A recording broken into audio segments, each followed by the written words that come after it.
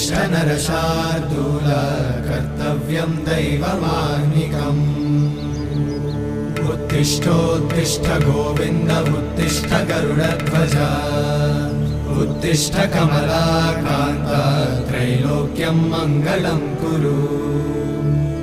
उत्तिष्ठोत्तिष्ठ गोविन्द उत्तिष्ठ गरुडध्वज उत्तिष्ठ कमलाकान्त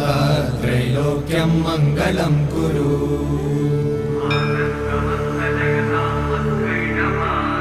मातः समस्त जगतां मधुकैटभारे